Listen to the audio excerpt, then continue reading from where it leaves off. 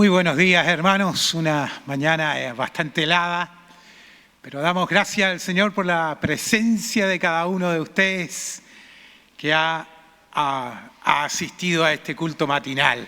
Agradecemos a nuestros hermanos que nos están apoyando ahí en la música, que nos visitan. Muchas gracias, hermanos. Dios les bendiga. Bienvenidos a estar con nosotros esta mañana. Les invito inmediatamente a abrir sus Biblias en el libro de Romanos, capítulo 3. Desde el versículo 21 al 31 vamos a leer en esta mañana, y es ahí donde vamos a tener la plática bíblica de esta mañana, continuando con nuestro estudio del libro de los Romanos, el cual ya venimos hace un buen tiempo trabajando.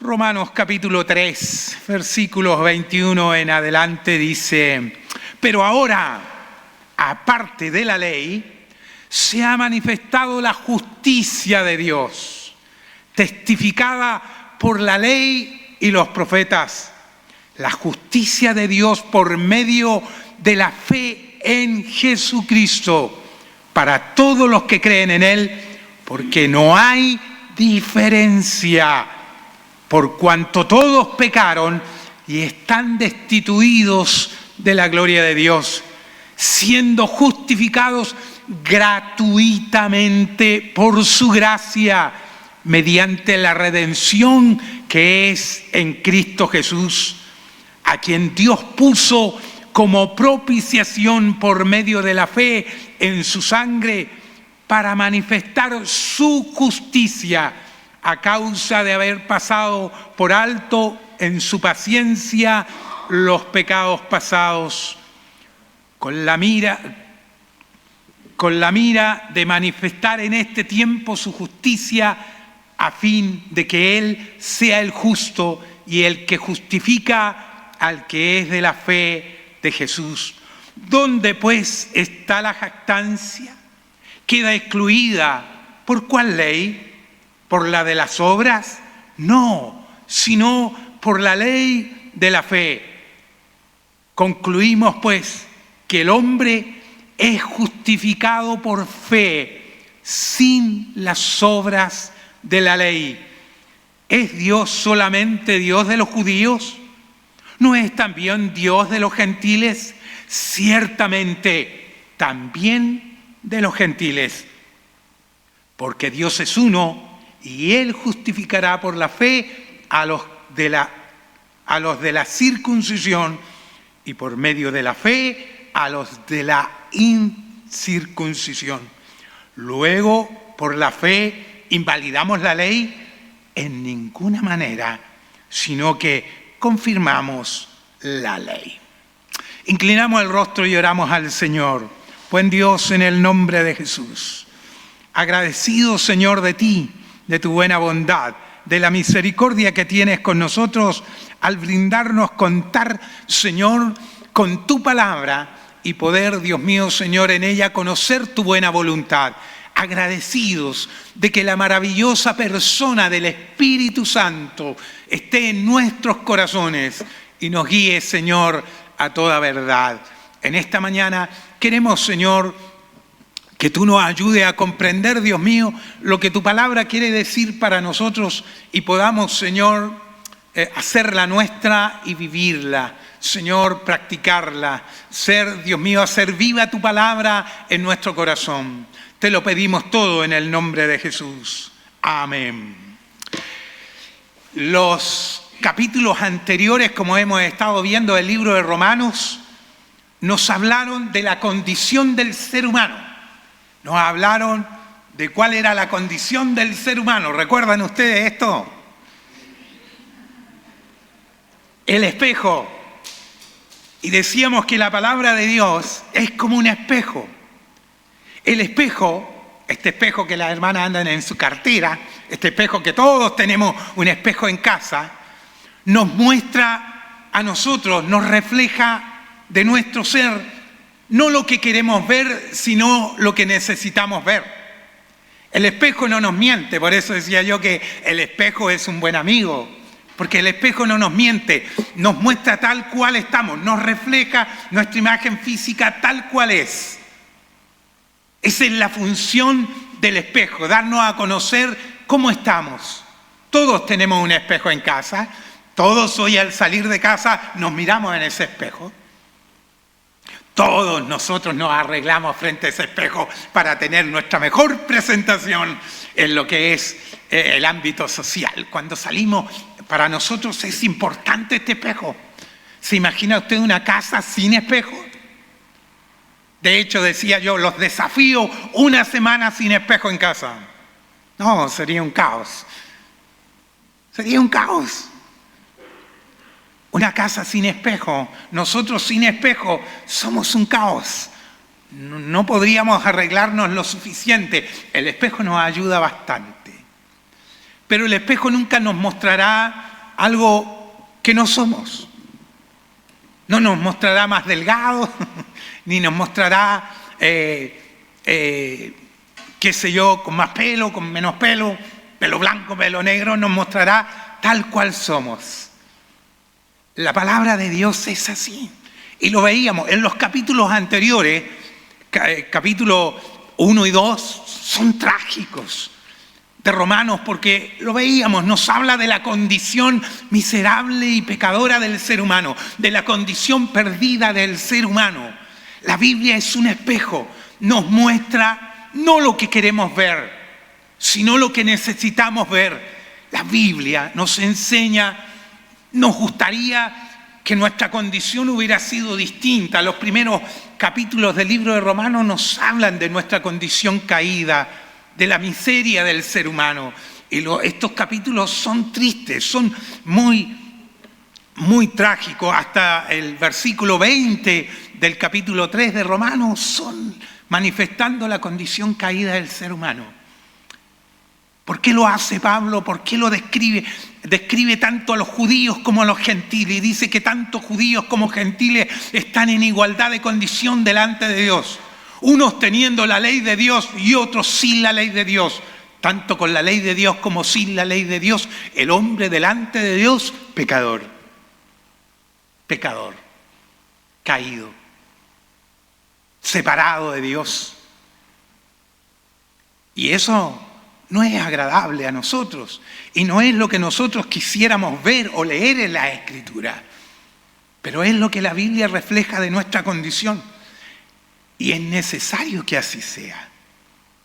En la presentación y en la exposición del Evangelio es necesario expresar la condición del ser humano. Es necesario hablar del pecado. No podemos negar el pecado, no podemos sacar de nuestra doctrina el pecado, porque el pecado es un elemento importante en la redención del ser humano. El hombre tiene que saber que es pecador, el hombre tiene que saber que hay una condición que lo separa de Dios. No podemos eliminar el pecado de la prédica evangelística, del mensaje evangelístico. No podemos sacarlo. En el libro de Romanos, que es una gran exposición del Evangelio, el apóstol Pablo no elude la condición del ser humano, no elude el asunto del pecado, sino que lo manifiesta, lo da a conocer, lo saca a luz, lo expresa, lo dice. Nos habla de la condición del ser humano, no lo elude. Es el libro de Romanos, uno de los libros que desmenuza de una manera extraordinaria lo que es el mensaje evangelístico, lo que es el Evangelio en sí. Y este elemento del pecado está presente ahí. Nosotros necesitamos el espejo para ver si estamos sucios, nuestra cara está sucia, si estamos chascones, tenemos que peinarnos. El espejo nos tiene que mostrar cuál es nuestra condición. Si no, no podríamos cambiar. En los primeros capítulos el espejo nos muestra eso. Y continúa, y cierto, hemos llegado, y me gusta porque ya llegamos a esta etapa que a uno, que agrada a nuestro corazón, por decir así, ¿no? La primera nos golpea, la primera nos deja medio como somos. Pero el versículo 21 comienza con esta frase, pero ahora. Dice, tanto judíos como gentiles son pecadores, separados de Dios. Pero llega el versículo 21 y dice, pero ahora, a pesar de, hay un pero. Interesante, pero ahora, eso era antes. Esa era la condición del ser humano antes, enfrentado ante la ley, perdido. Cuando nos miramos al espejo y nos vemos la condición que estamos, pero por más que nos miremos en el espejo, se los pongo a ustedes, por más que nos miremos en el espejo, nada cambiará en nosotros. ¿Sí o no? Si tenemos la cara sucia, si no estamos afeitados, por mirarnos en el espejo automáticamente no se limpiará nuestro rostro. No porque nos miremos en un espejo automáticamente, ¡pum!, estaremos bien vestidos. El espejo solo cumple la función de revelarnos cómo estamos. La Biblia, la ley de Dios, la ley que Dios entregó al hombre, tenía como tarea y como función presentar al hombre su condición, pero no cambiaba la condición del hombre. Así que hasta el capítulo 3, versículo 20, se le ha manifestado al hombre su condición, pero la condición de éste no ha cambiado, porque la ley fue dada para que el hombre conociese su condición. Pero el hombre por la ley, debido a su condición, no podía cambiar su situación. Por eso viene el versículo 21 y dice, pero ahora, aparte de la ley, porque la ley no era suficiente, pero era necesaria. Pero ahora, aparte de la ley, se ha manifestado la justicia de Dios, testificada por la ley y los profetas. No solo ahora está la ley, sino que está la justicia de Dios. La ley y la justicia de Dios. Uno pregunta, ¿qué es más importante? ¿La ley o la justicia de Dios? ¿Qué será más importante? ¿La ley o la justicia de Dios? Y llega a la conclusión de que la ley y la justicia de Dios ambas son importantes. Que la ley de Dios es importante y que la justicia de Dios también. Que una no es más que la otra. Que se complementen entre ellas.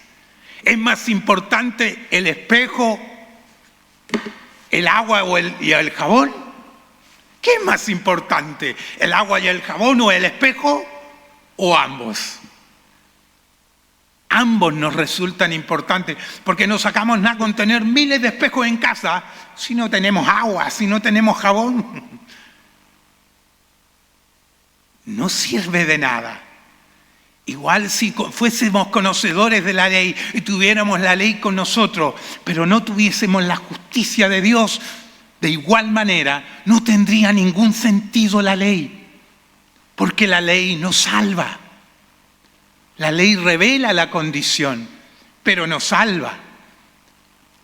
Pero es interesante que ante la condición del ser humano, el apóstol dice, pero ahora, aparte de la ley, se ha manifestado la justicia de Dios, testificada por la ley y por los profetas. La justicia de Dios, dice el 22, por medio de la fe en Jesucristo. La justicia de Dios por medio de la fe en Jesucristo para todos los que creen en Él, porque no hay diferencia por cuanto todos pecaron y están destituidos de la gloria de Dios. Qué interesante. La ley de Dios que fue manifestada, la justicia de Dios que fue manifestada en la ley y en los profetas, Está en la fe en Jesucristo. ¿Por qué? Porque ¿de quién habla la ley? ¿De Jesús? ¿De quién hablaban los profetas? ¿De Jesús?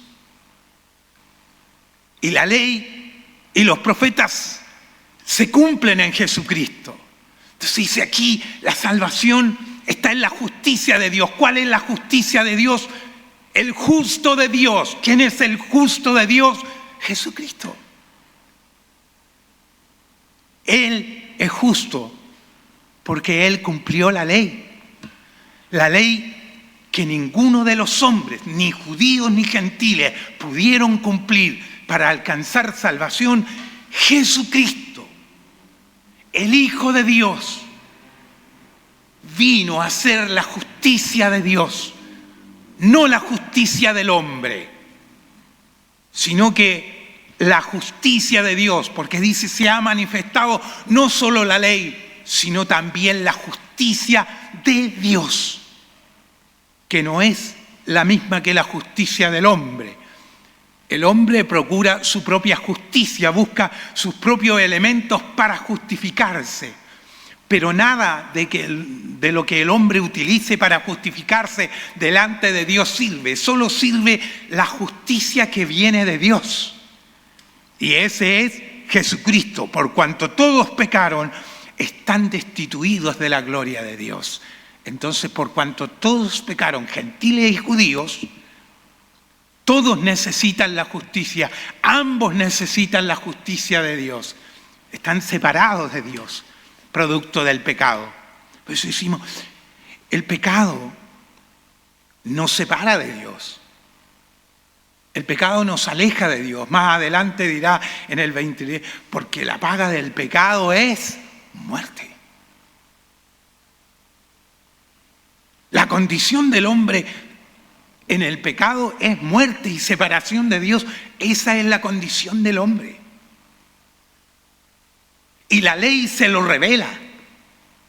Pero el hombre no puede cumplir la ley para poder ser libre de la condición de pecado. Es por eso que Dios interviene con su justicia, que es manifestada en la ley y en los profetas, y que nos habla de Jesucristo, siendo justificados gratuitamente, versículo 24, siendo justificados gratuitamente por su gracia, mediante la redención que es en Cristo Jesús. Siendo justificados gratuitamente. Por eso es necesaria la ley y por eso es necesaria la justicia de Dios. Que es Jesús muriendo por nosotros en la cruz del Calvario.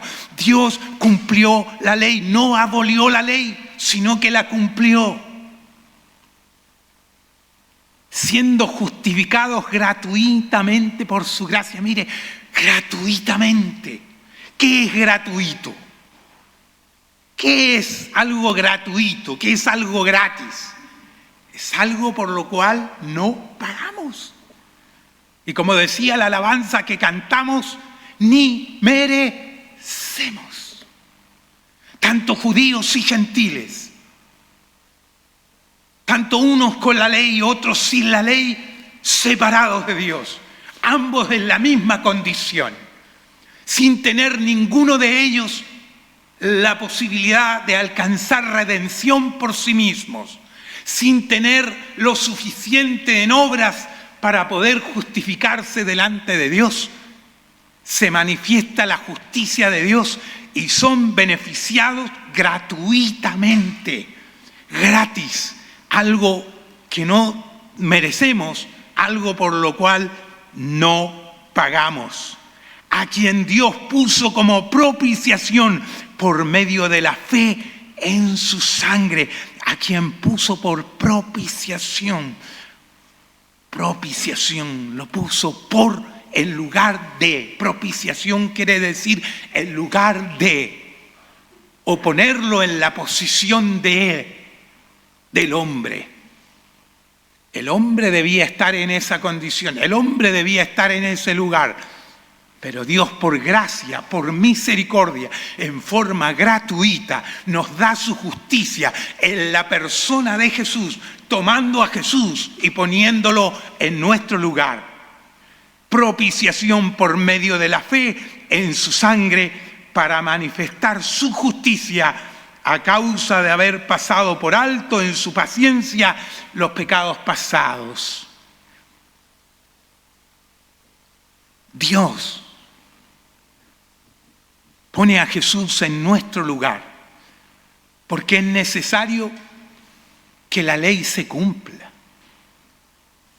Dios no vino a dejar de lado la ley y hacer con borrón y cuenta nueva y decir, bueno, ya los perdonamos, lo que pasó, pasó entre tú y yo. No, dice el Señor, dice, no, lo que pasó, no pasó. Tiene una consecuencia. Hay un pago que dar. No es que Dios se hizo el leso y simplemente decidió perdonar al hombre gratuitamente así.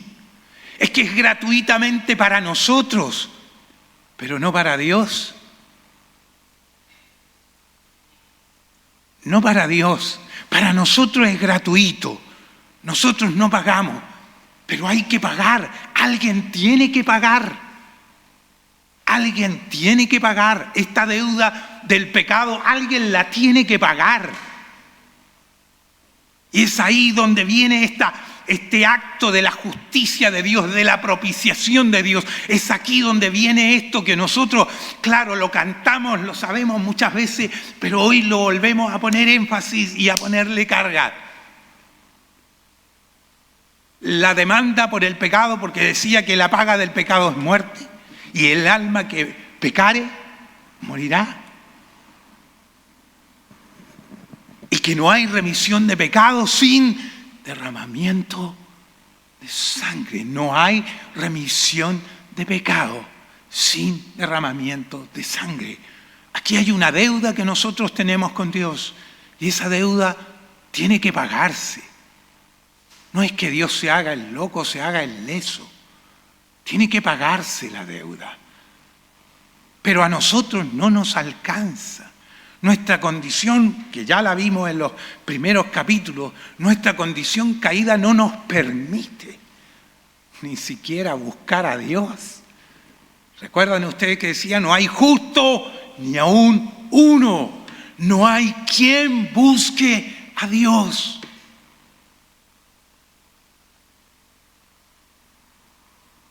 Más en esa parábola del buen pastor que Jesús comenta en el Evangelio de Juan capítulo 10,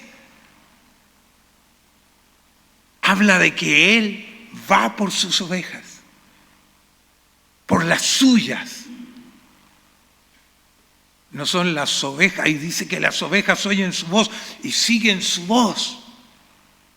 Él las saca, Él le pertenecen, son de Él. Él pagó un precio por esas ovejas. Son de su pertenencia. Porque Él pagó un precio, es el dueño. En esa parábola se habla de un redil donde comúnmente muchos pastores iban a dejar muchas ovejas ahí. Habían ovejas de diferentes pastores. Y cuando un pastor iba a buscar, no iba a buscar a todas las ovejas que estaban en ese redil. Iba a buscar sus ovejas. Iba a buscar sus ovejas, las que le pertenecían a Él, por las cuales Él había pagado un precio. Las ovejas que Él había comprado, que eran suyas, que le pertenecían. Y dice que Él llega al redil. Y el portero conoce al pastor. Y Él entra por la puerta y llama a sus ovejas. Y dice que las llama por su nombre, porque eran sus ovejas y a cada oveja le tenía un nombre. Así eso nos recuerda a Heidi, ¿cierto? O por lo menos a mí. Me recuerda a Heidi con Copito Nieve, con Campanita. Los que vieron Heidi, ¿cuántos vieron Heidi? Pero me recuerda a Heidi. Siempre que leía esa parábola me recordaba a Heidi. Porque cuando dice, y las llama por su nombre, son sus ovejas. No fueron ellas las que vinieron a Él, fue Él quien fue a ellas. No fueron ellas que se hicieron de Él, sino que Él las hizo suyas, Él las compró, Él pagó. Y dice que sus ovejas, no todas las del redil, solo las que le pertenecen, conocen la voz de su pastor y le obedecen y le siguen. Jesús es el buen pastor. Él pagó por nosotros un precio. Su sangre derramada en la cruz nos compró, pagó nuestra deuda, Nosotros no podíamos por nuestra voluntad ir al Señor. No hay quien busque a Dios, no hay ni uno solo. A quien Dios puso como propiciación por medio de la fe en su sangre para manifestar su justicia a causa de haber pasado por alto en su paciencia los pecados pasados, con la mira de manifestar en este tiempo su justicia, a fin de que Él sea el justo y el que justifica a los que de la fe de Jesús. ¿Dónde pues está la jactancia? ¿Dónde está la jactancia? Dice el apóstol en estas preguntas retóricas. ¿Dónde pues está la jactancia? Queda excluida. ¿De qué nos vamos a jactar nosotros? ¿De qué nos vamos a jactar? Si al fin y al cabo Él nos compró, Él pagó el precio, Él pagó nuestra deuda. Y por su gracia y su misericordia estamos en Él. Porque no solamente nos llamó, sino puso fe en nuestros corazones para que pudiésemos creer en Él. Si Dios no pone fe en el corazón del hombre, el hombre no puede creer en Dios.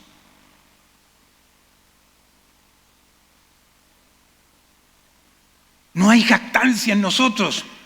Bien decía nuestro pastor Cristian, ¿acaso Dios cuando llama a alguien lo elige porque pertenece a algún grupo determinado? ¿Porque cumple algunas condiciones determinadas? ¿Porque sostiene alguna declaración de fe, algún concepto de fe o algún principio determinado? ¿No es su gracia por su propia misericordia que escoge a quien Él quiere? Como dirá más adelante, y ahí vamos a entrar en campo profundo. Y nos llama a Él a quien quiere y a quien a Él le place, salva.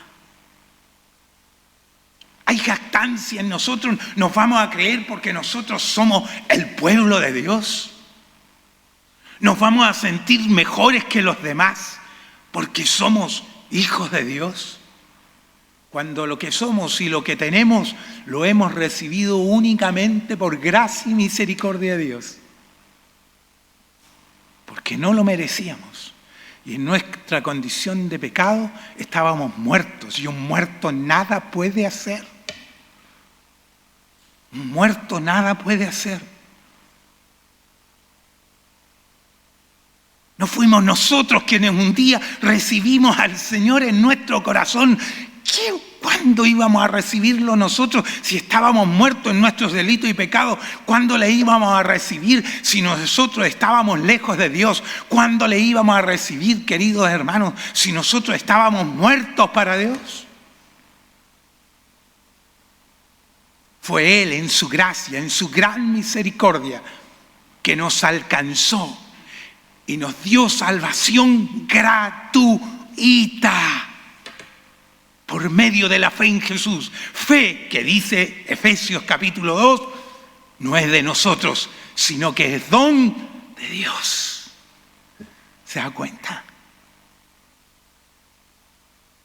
Por eso, ¿de qué nos vamos a andar jactando? No nos podemos jactar que somos mejores que los demás, que los que no se reúnen con nosotros. Porque estamos en igualdad de condición.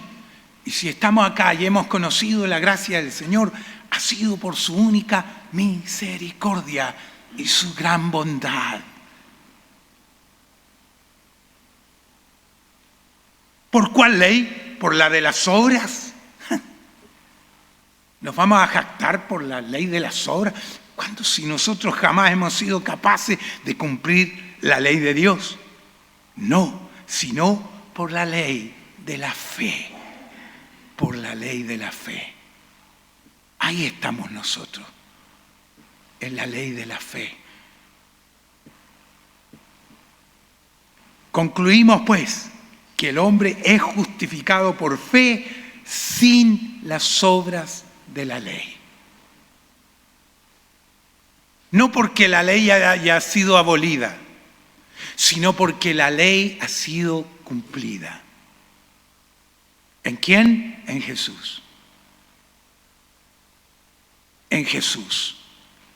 No porque la ley haya sido abolida, sino que la ley se cumplió. Lo que Dios demandaba, derramamiento de sangre para perdón de pecados, se cumplió en Jesucristo. La deuda se pagó. Esto, como dice alguien, si es cierto que lo recibimos sin pagar nada, no fue gratis. Porque la salvación no es por obras, es por una obra. Porque la salvación fue por obra. La salvación fue por obra. Por la obra de Cristo en la cruz del Calvario. No por nuestras obras, sino por la obra que hizo Jesús en la cruz del Calvario. Y la única forma de que nosotros seamos despertados y reconozcamos y aceptemos esa obra de Jesús es por la fe, pero tampoco tenemos la fe. Por eso Efesios dice que Dios nos da la fe para creer y aceptar la obra de Jesús en la cruz. Entonces, ¿de qué nos vamos a andar creyendo, pues, hermano? ¿De qué nos vamos a andar jactando?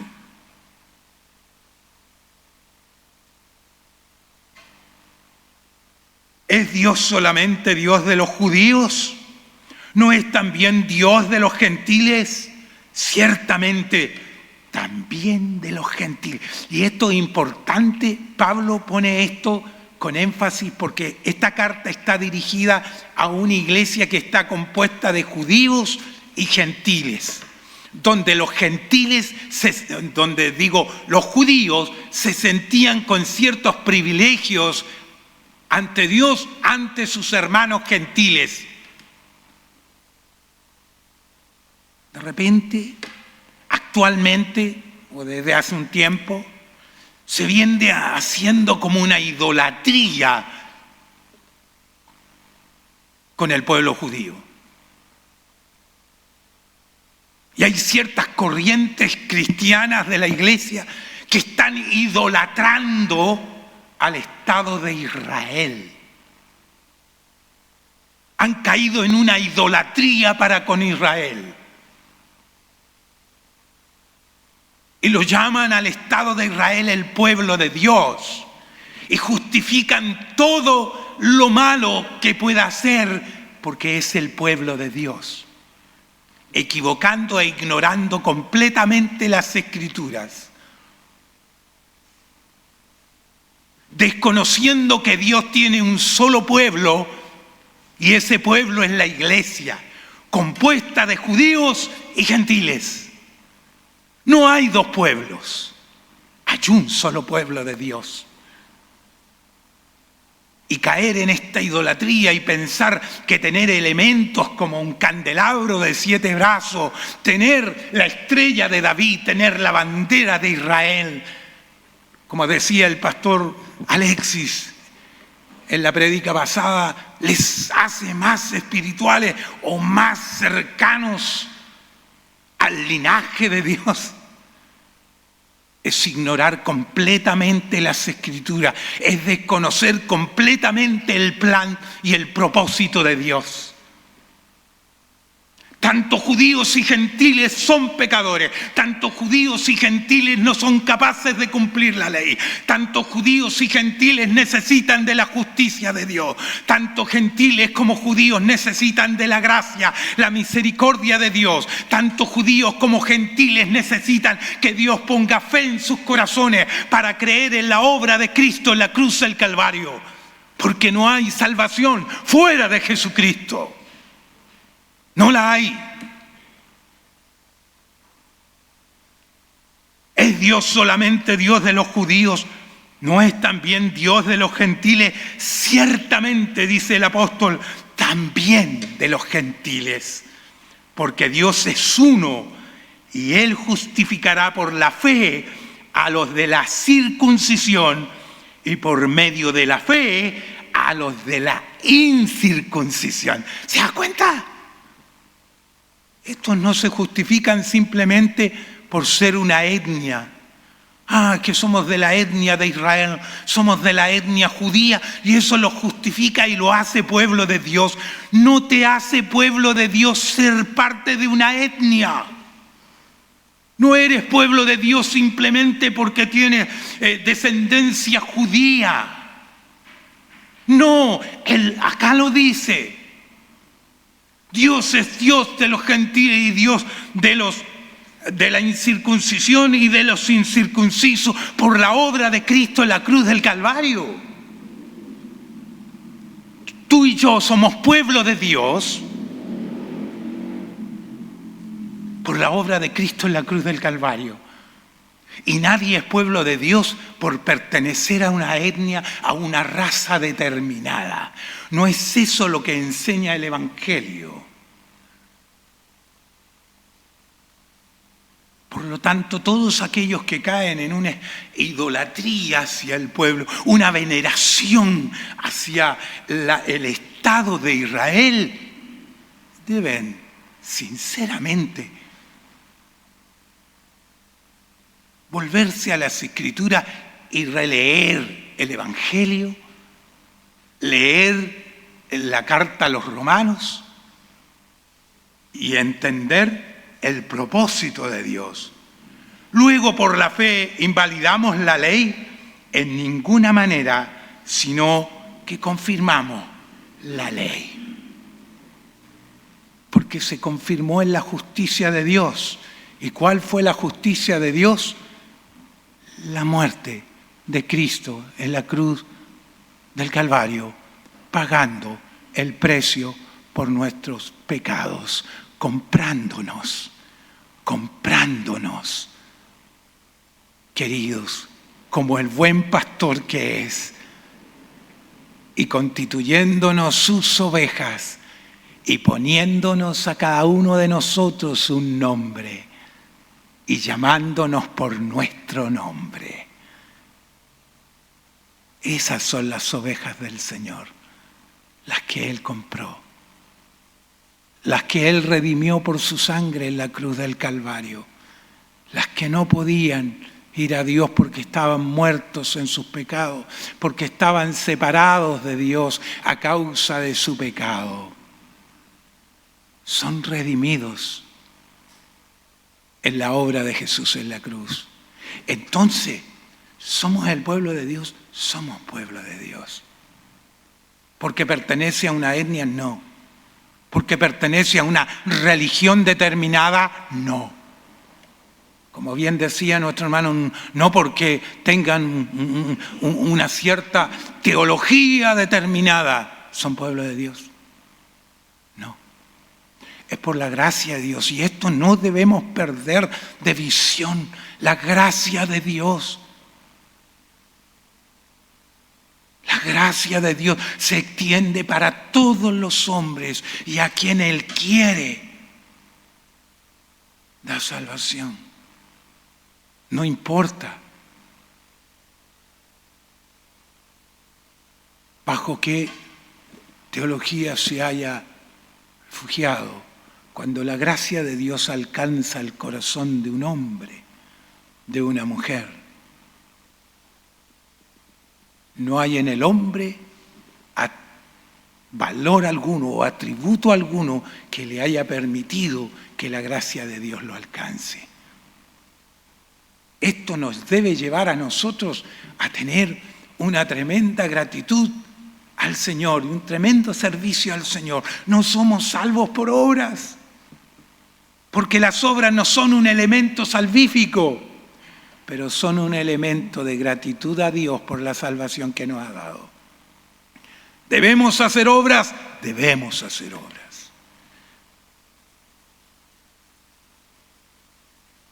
Pero tenemos claro que no las hacemos para ser salvos, sino porque somos salvos.